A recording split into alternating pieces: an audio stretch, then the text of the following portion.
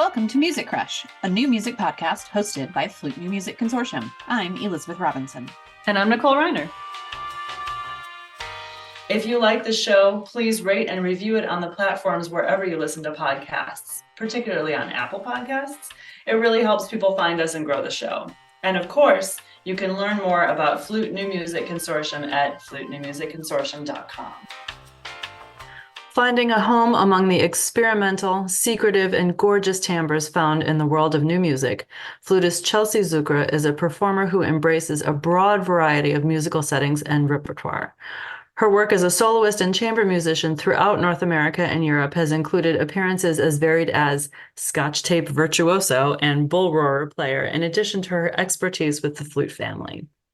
A longtime supporter of new voices in contemporary music, Chelsea is the co-artistic director of her performing ensembles Cochlea Duo and Damselfly Trio, ensembles whose current projects have included commissioning and premiering new works by Asha Srinivasan, Brittany J. Green, and Vera Kappeler. Chelsea's most recent concert appearances include performances at Eastman School of Music, the New Music Series at Lawrence University, Omaha Under the Radar Festival, a tour of Ireland and Northern Ireland, Friday evening concerts in Rheinfeld in Switzerland, and a residency at Banff. As an advocate for arts education, Chelsea frequently teaches and collaborates with outreach programs in Switzerland and around the U.S. Though based in Switzerland since the turn of the century, Chelsea was raised in coastal North Carolina and is a proud graduate of University of North Carolina School of the Arts, the North Carolina Governor's School, Purchase College, and Cal Arts. We became aware of Chelsea's work when she proposed some really interesting pieces to be performed at FNMC's New Music Festival, and then subsequently advanced to the final round of the Flute Artist Competition. Chelsea, welcome. Thank you. I'm very happy to be here. Thanks for having me. Well, first off, I have to ask, how does one become a Scotch tape virtuoso? That goes back to a performance with an ensemble that I used to play with, where we were performing one of Earl Brown's folio graphic scores, and was the sort of thing where all of the musicians could pick their own sound makers, and mine was Scotch tape. And I just really enjoyed playing with the Scotch tape. And after one of the performances, an audience member came and said, "I have never heard such wonderful Scotch tape playing before." So that just kind of stuck with me as one of those odd things that one could put in their bio if you didn't want to be too serious. That is not the answer I was expecting. Oh, really? What were you expecting? I figured it was going to be some, snarky thing about having to tape together loads and loads of music or something. Well, that is not wrong, because I do tend to have to do that. But I have actually performed Scotch tape music in a virtuous manner, a virtuosic manner. I think you've given our listeners something new to aspire to. Okay. You do. I mean, your bio is fascinating. You play in loads of different groups. You've commissioned a lot of really interesting sounding music.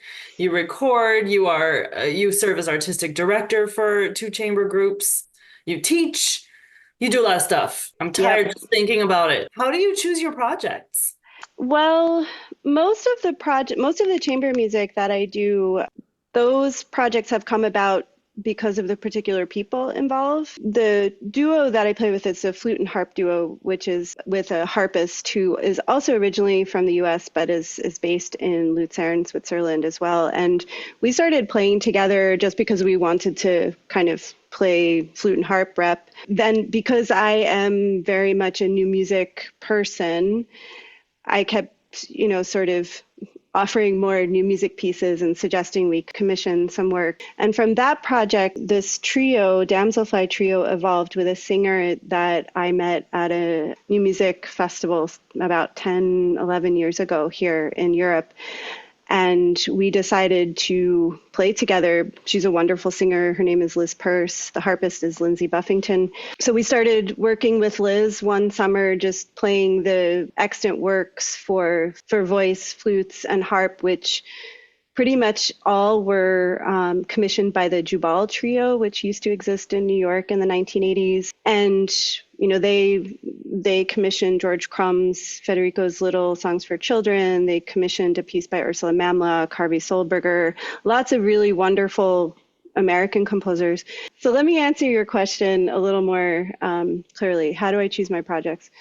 I guess I'm drawn to working with particular people. And so most of my ensembles revolve around people that I've met along the way. And we just decided that the musical chemistry was really special. And so we decided to work together. With the 2 or 3 main ensembles that I work with, a lot of it has to do with the pieces, the repertoire, and the commissioning aspect.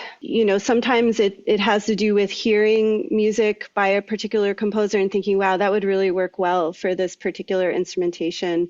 Or I really just want to work with this person, regardless of whether it's a solo piece or a piece with electronic. That's sort of how I go about figuring those things out. It sounds very socially fueled, which I have come around to in my post-school life as well, but that's not a no-brainer, I think. I think that is really worth pointing out. Did you feel this way, or did you ever get this advice? When I was in school, it seems like chamber music was always about the repertoire. Like, oh, I want to do the Barber summer music, so now I got to go find the people kind of thing. Yeah, I guess so. Although, because I feel like because it's weirdly enough, I associate chamber music a lot with contemporary music, with new music. And I don't really know why that is, because I've done a lot of traditional chamber music, wind quintet, flute, viola, harp. Sure. I don't know what else is there, flute and piano, if you consider that. You consider that chamber music.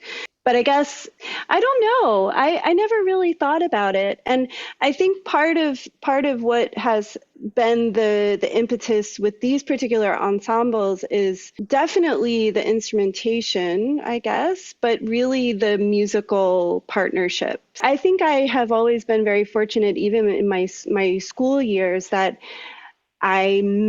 I played with a lot of people that we could have also sort of a human personal basis as well.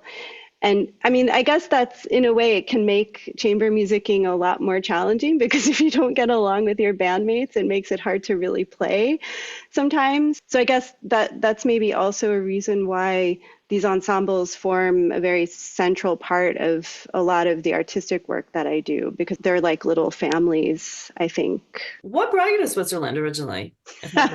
So there's a joke here in Switzerland that you either come here for work or for love. And I came here kind of for both. My partner is originally from Switzerland. We were both working and living in Los Angeles when we met. And I hired him to play in the new music ensemble that I used to direct way back when I was in LA. At that time, what was that? That was like the mid-90s when I was in LA. And things in new music in the US were different than they are now, is sort of my memory. There was still a lot of new music, but it was very different, and it was less somehow connected to Europe the way it is now. This is just my take on it. And I remember that I had a mentor in grad school who told me, if you have the chance to go to Europe, you need to go to Europe. You need to go study in Europe, because things are very different there and the musicians play differently. And so that kind of made me feel like I could lift up my roots and come. So you've traveled to a lot of other places too, as a musician, and I'm sure just as a human being. What perspectives have you gleaned from your international experiences?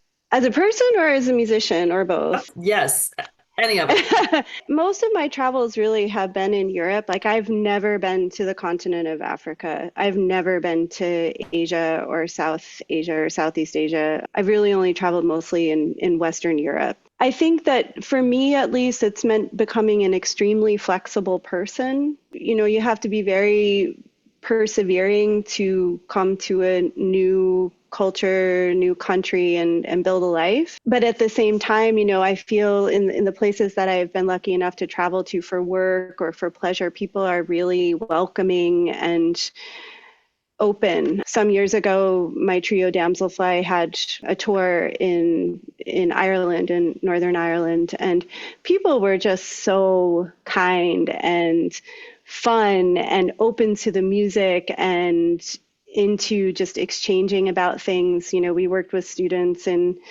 Belfast and also in Limerick and outside of Dublin, and people, students were just really, really interested, and open-minded. I guess it's different, I feel like in the US, and I don't want to really compare because comparisons are odious, but, the academic music system is really big. I feel like it takes up a lot of space, which is good. But also in a lot of ways, I wonder sometimes how much musical culture really extends out into the community outside of, like really big artistic organizations and then academic musical situations, and, what happens on the community level and how those places connect. Here, music, at least in Switzerland where I live, it's a teeny country. It's really tiny. It's super tiny. And there are music conservatories that, people train at, but I feel like the musical culture, there's a lot going on, but it's less focused on academia in a way, and music happening in academia. I could be totally wrong on this, and you should ask somebody else because that's just my feeling. Obviously, there's a lot of music happening in academia, but I feel like in general, the professional music world is much more just in the whole landscape. There's not as much of a line between academic music and what's happening outside.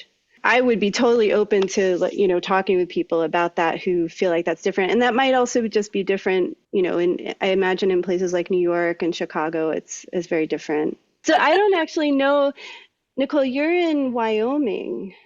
I Is that live right? in northern Colorado and drive over the border to teach in Wyoming. But yeah, it's all one kind of area. Yeah. Okay. And what about you, Elizabeth? I'm based in South Dakota. Okay.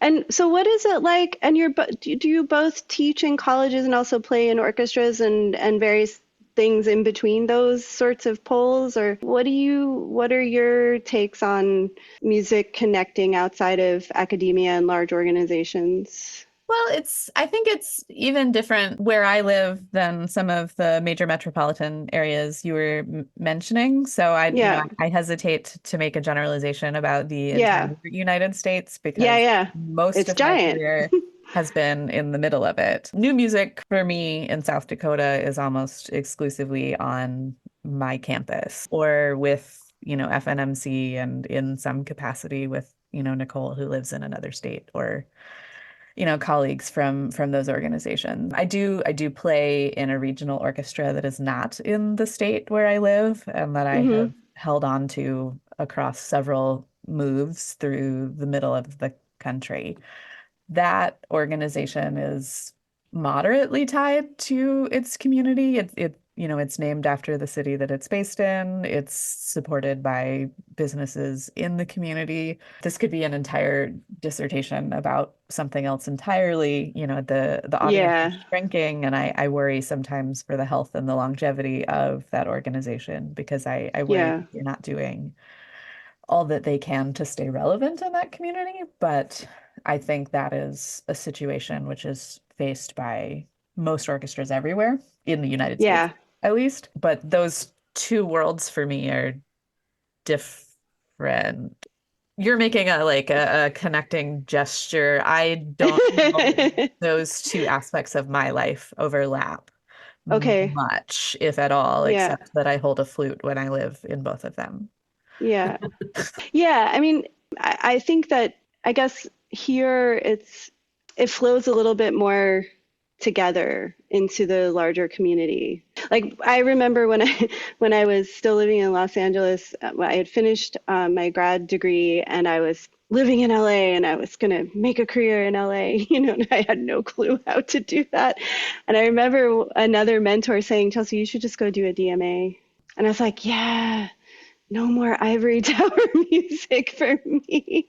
Bring music to the people. I was really very, very idealistic about this idea of, at the time, especially new music, music from today living in the community and not just being something that you went onto a campus for to experience. And I'm not sure that I have cracked that nut in my normal life, but a little bit. I also think that I had this experience some years ago with a trio that I used to play with that was based in Switzerland and Germany. And we had some concerts in Germany at some kind of alternative art space with a piano missing half of its strings and various things.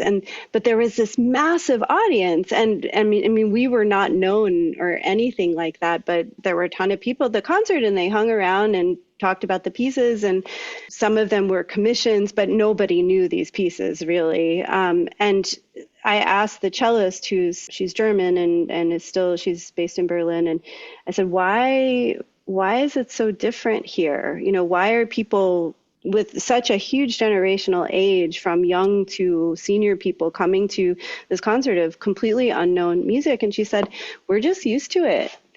You know, this is a part of our culture, you know, arts, music, avant-garde to experimental to traditional. It's just a part of the daily culture.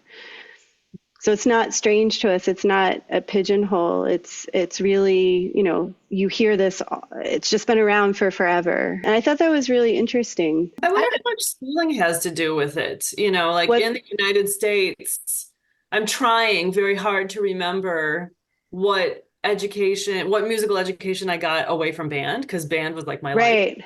Yeah. But, you know, I can only remember a handful of times that I even had a music class, and it certainly in the cobwebs of my memory doesn't have been focused around listening or music appreciation, you know. So if there's such a disconnect between hearing classical music and hearing any other kind of music, you know, if people aren't hearing that as they're growing up, then yeah, it's going to be too boring, too long, too dense or something. I don't know. Yeah, I mean, I guess that is sort of the question, or that nut that I've been trying to crack my whole life, I guess, as both a musician and a member of the world community, is people don't question pop music. It just comes. It's the music of today too, just in a particular direction. And I think and I don't know if that's sort of this divide between popular and art, you know, which don't know how much has to do with the industry or not, you know. But I remember, I mean, I grew up in a super duper rural area, and my introduction to music was the 6th grade band program. I think that there are a lot of people who grew up that way. I mean, we did have in elementary school, I can remember having this awful recorder class that traumatized me and had no connection to later. And, you know, my mom had studied, she was a special ed teacher for a while, and she had done, I think, a minor in early childhood music or something like that. And I had an uncle who was a professional singer and conductor.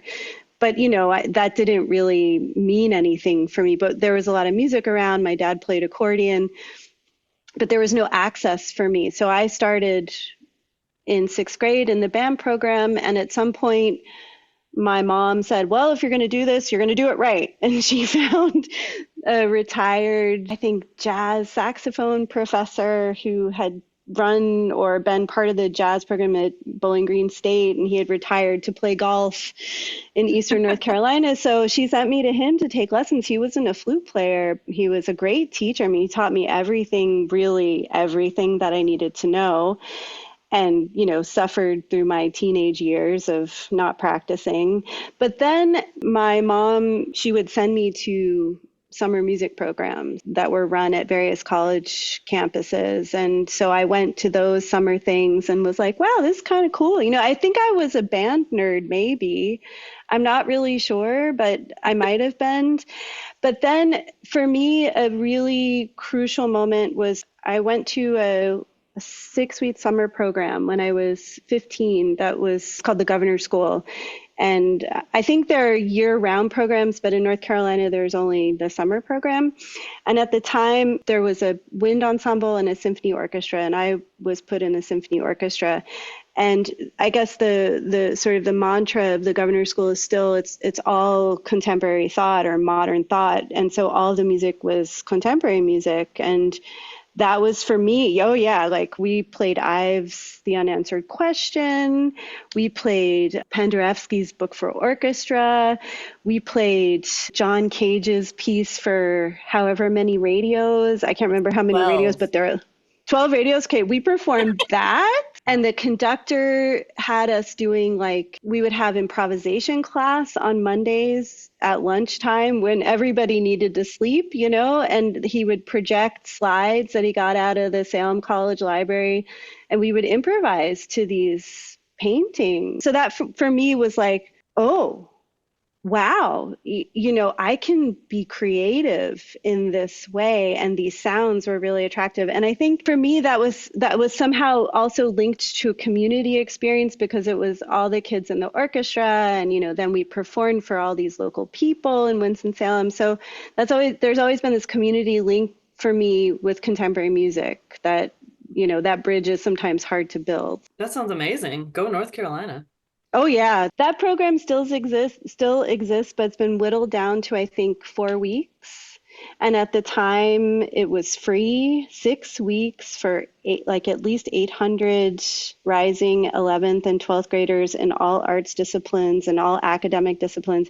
It was a dream come true. Shout out to the governor's school. That was wonderful. And I think for someone like me who grew up in this extremely rural, sort of culturally poor area in terms of professional arts making or access, and even though the North Carolina Arts Council is a fantastic arts council and they have like touring programs that send musicians and other artists to rural communities to do performances. I mean, you know, I think that's really important when you're a kid and you're into something. You need access to really high level performance or high level experience in order to kind of make your path to find out what you need to do if you want to pursue something like that. I love that we've talked a little bit about your genesis or where you as a came from. We also wanted to talk a little bit about how we're going to meet you at our new music festival in October. Yeah. We're hoping you could talk a little bit about what you'll be performing. So I'll be performing with my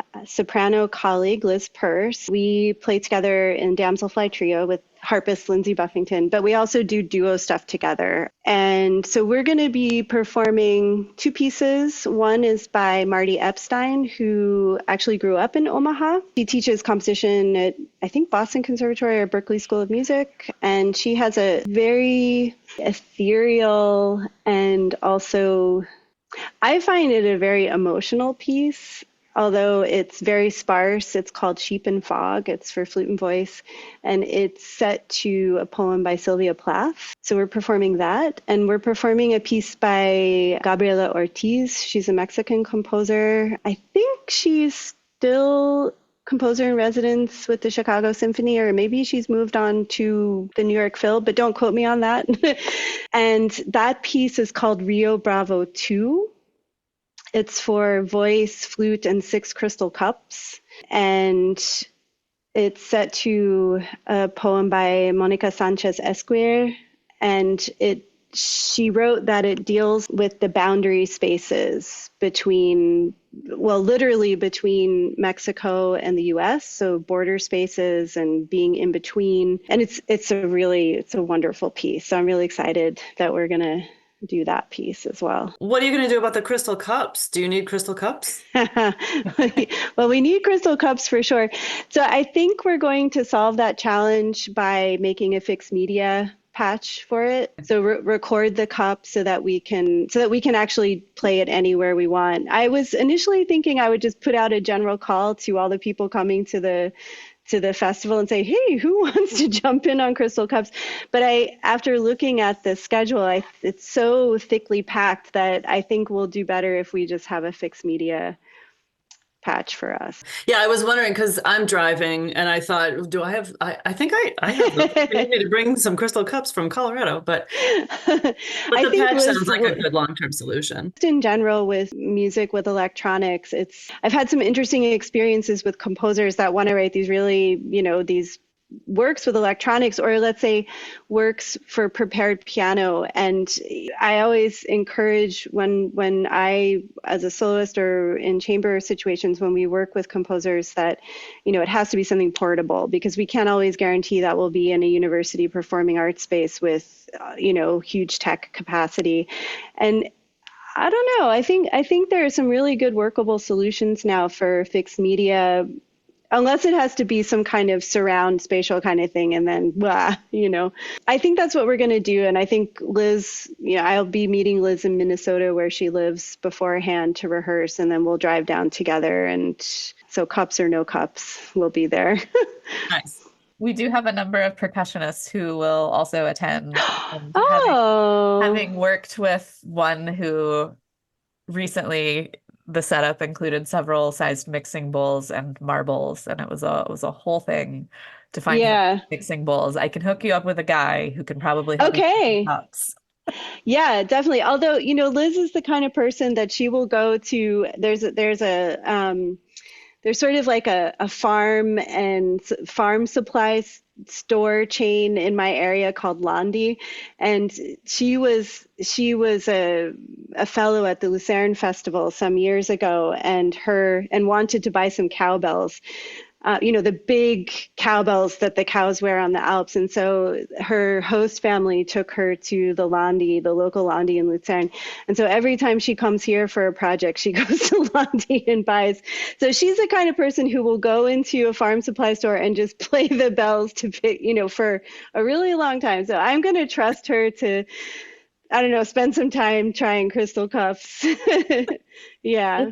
It's funny that you say that. The mixing bowl piece, my percussion colleague was telling me that he was forbidden by his spouse from using the mixing bowls that lived in their home. So he went to a supply store that sold mixing bowls and was found several hours later sitting in the floor with every single mixing bowl owned by this store, testing each for tone and pitch, because he had to get the correct and favorite bowl. So every duo needs that person. It's not me. Exactly. I'm not sure it's me either. I'm hearing all kinds of answers to the question I want to ask you next. Yeah, this has been such a fun and inspiring conversation, just hearing your ideas and hearing the ways that you have adapted, from place to place, and hearing you modeling it right now with your crystal cups also. We all teach young people, and as I get further and further in age from my students, I'm always very eager to collect advice from everyone for them. What are some unique skills, personality traits, again, wherever you want to go with this, that you think have helped you to become successful? I think that's hard to answer. I was actually listening to a previous podcast with Alex Shapiro. She's an old friend from Los Angeles, and she described herself similar to how I would describe myself, which I am definitely an extroverted introvert. I have a very definite shelf life for when I need to go be by myself. But in general, I'm a very open person. So I'm open to new situations, and I'm very flexible. Although I do have a very strong bottom line when necessary, but in general, I'm really open to trying new things and experimenting. And then I guess in terms of education or, teaching the flute or teaching music, one thing that has really helped me manage and continue to be inspired to teach, because I work mostly within the community music school age group, so non-professional and not even pre-professional. I've worked with a number of students over the years that have chosen to go on to study music, which has always been a huge pleasure and wonderful as a teacher and as a flutist to be able to work with that caliber of student. But most of my teaching work is based in, people that are learning and going through to high school or maybe into college, but totally not professional. And I think what has helped me there is sort of understanding how powerful music is for people and how powerful a force for togetherness it can be, and how important it is to be able to share something with people that completely transcends any kind of difference or border or language or anything like that. I think that being able to access that sort of conviction in terms of this being an absolutely necessary thing to have in your life. And I guess when you said earlier that you feel tired just thinking about all the things that I do, I feel pretty tired too sometimes.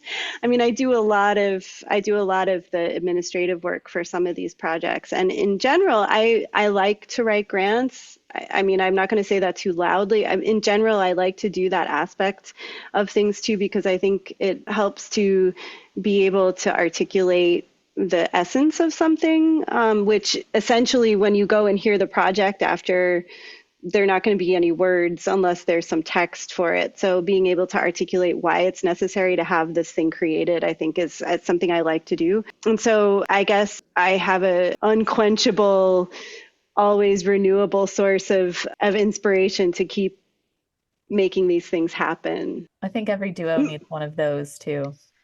Yeah, because if not, nothing is ever going to happen. That's true. But I have to say, when you were talking, Nicole, about, what kind of chamber music, how it was, was it more repertoire based or people based? And I think that one thing about at least the experience that I had in my academic training, I remember in my last year of undergrad, we had to have a music career meeting, and we were introduced to this book called Making Music in Looking Glass Land. And I forget who wrote it, but it was like the first music career guidebook that I think was ever really produced. It was produced by the Concert Artists Guild, I think, at the time. And, it was like, what do you have to put on your resume? What do you have to put in your, all the basics, And I remember following those things to a T. And then later on, when I was in California for grad school, we had it wasn't really like a career workshop, but it was actually a composition workshop with a composer who, a really wonderful composer and percussionist, Art Jarvinen, who passed away some years ago. He was a member of the California Ear Unit and just a really wild, experimental composer with an insatiable appetite for sounds and an amazing cook. And he came to the composition forum and he said, okay, you have to learn to write grants. Nobody wants to do it, but you have to learn to do it. And you have to learn to just walk up to people and say, my name is this and I do this, can I work with you? Or, just really like cutting through all the etiquette and just putting yourself out there, and not waiting for a career thing to come to you, which that was really great advice. And nonetheless, and I think this is probably because I've spent, a large part of my career in Europe, coming here and having to start over. I did all those things. And in general, many of the responses that I got were like, oh, what do you want from me? Or really? There are 10 flutists already here. Or, it wasn't really what I had thought would happen or what I had experienced back home.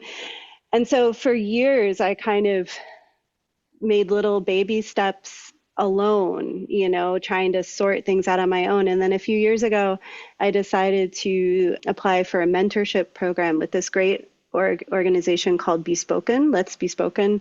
It's run by Unbi Kim, who's a pianist and arts producer in New York, and by Gina Izo, who's a flutist and really super creative composer. And so I learned that you don't have to labor in isolation. I mean, I've gotten a lot of support through this mentorship program, even in, being mid-career or whatever I would be categorized as, which I think is really important for people at any stage of their career to go, okay, well, I don't know how to take this next step. So maybe I need some support. That was a real big moment for me. And I, if anybody's really listening to this, I would encourage them to, reach out and ask for support when they're planning or looking for the next step to their next level or their next idea, how to bring that to fruition. Formalized phoning a friend. Yeah. And, I was thinking because in the pandemic, I feel like a lot of these things kind of took wings. I know Angela Beeching, who runs she has a career counseling service.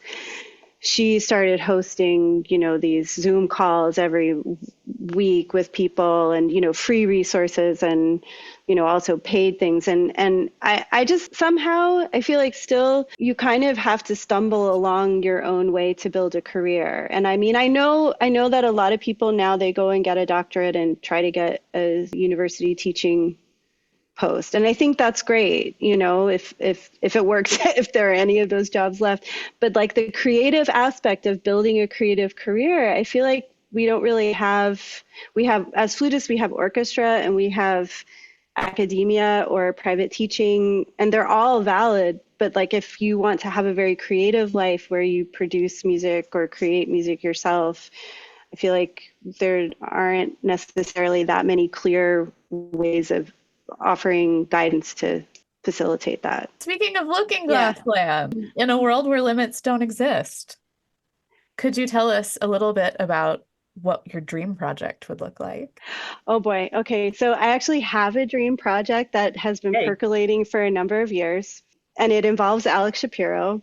Long story short, a number of years ago, I went to Pender Island Flute Retreat that used to be run out on Pender Island by Gwen Klassen, and Lorna McGee and William Bennett taught there, and also Gabby Minnis-Brandis taught Alexander Technique. And so after a bunch of years being like, oh, I really want to go there, I finally went, and it was so magical, but also it's so magical there as a geographical area. And I went to visit Alex after that first year at Pender. I visited her on San Juan Island. And then after that, it turned out that my entire American family has moved not to San Juan, but close by across the San Juan Strait to a little town at the end of the Olympic Peninsula.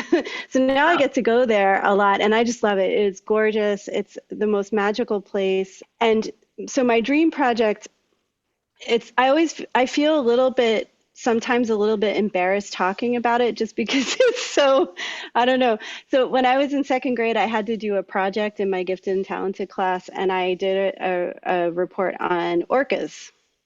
And I was just completely in love with this animal, with this being, with this mammal, and that has stayed with me over the years. And there are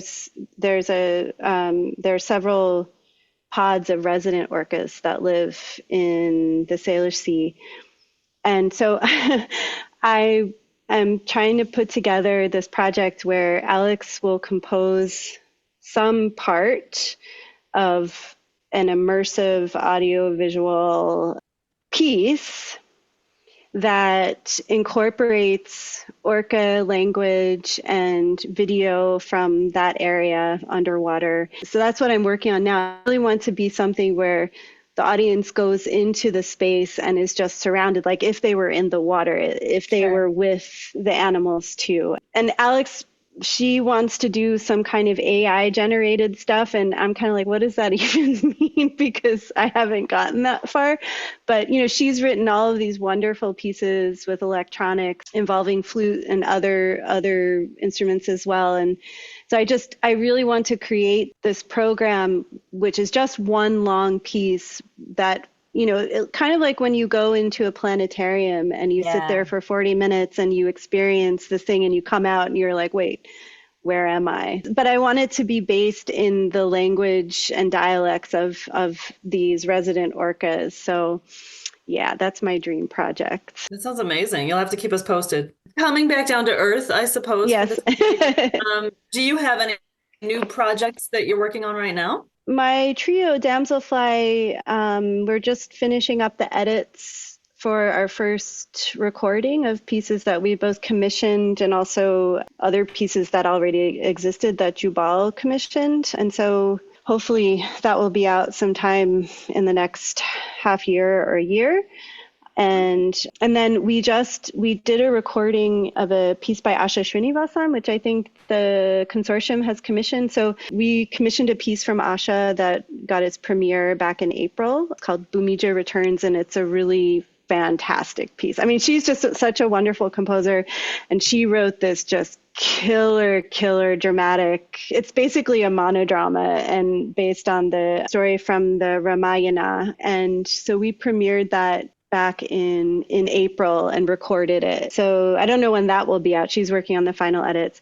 And then we have some new pieces coming up that will be receiving premieres in the next 2 years. One is by a composer named Brittany J. Green. She's a PhD student. Oh, you know her. Cool. She's a PhD student at Duke University. So she's written us a piece. And then we have we're working with Ingrid Stolzel, who teaches at the University of Kansas. So we have a couple of new pieces in the pipeline. That sounds amazing. Congratulations on the album too. Yeah. Oh, thanks. Project. Yeah, that's something. Boy. Yeah, it sure is. That's just like going through the fires of hell when you do a recording. I mean, Yes. yeah, Yes. I'm excited about that. Well, we'll look for that information too to share with our audience when it comes out. Yeah. Chelsea, this has been such a blast. Thank you so much for sharing so many great ideas and thoughts with us. Can I ask you our last final question? Sure. I always love Yeah. to ask everyone. Can you name Yeah. 3 pieces you're listening to right now? I found this really challenging. So I don't listen to a lot of music when I don't have to, like if it's for work or practice, which I don't know if I'm the only one who's like that. Nope. I'm not the only one who's like Nope. that. Okay, so I think the pieces that I started to listen to that I really would like to listen to, one is Isle de Songe by Kaya Sariaho, her flute concerto. I will listen, that's a plan, to Michelle Indegocello's new album. It's called No More Water, The Gospel of James Baldwin, which was just released, I think, last week or something like that. She did an album of new interpretations of Nina Simone songs some years ago, and I just thought it was such an amazing album. And then the Hat Trick Trio just released a new album, flute, violin, harp, of pieces. It's called Big Sky. And there's a piece on there by the composer and violist Jessica Meyer called My Heart is the Churning Sea. And that's a piece that I really want to dig into. It's very short, but what I've heard so far, it sounds like a fantastic new piece. And some of the pieces that my Debussy version trio has been performing are also the Hat Trick Trio recorded. And so I'm really looking forward to digging into that recording. Well, that's a great list for me personally. Thank you. Yeah, sure. Enjoy it too, but who cares? Well, Chelsea, thank you so much for spending this time with us today. This has been great. Mhm. Well, thank you both. This was my first podcast, so it was a very painless experience. It was a real pleasure and joy to speak with you both, and I'm really looking forward to seeing you both in Omaha in October. It will be great. Omaha or bust. Thank you for joining us for another episode of Music Crush. You can subscribe wherever you get your podcasts. You can also support the podcast, read show notes, and learn more about FNMC by visiting www.flutenewmusicconsortium.com.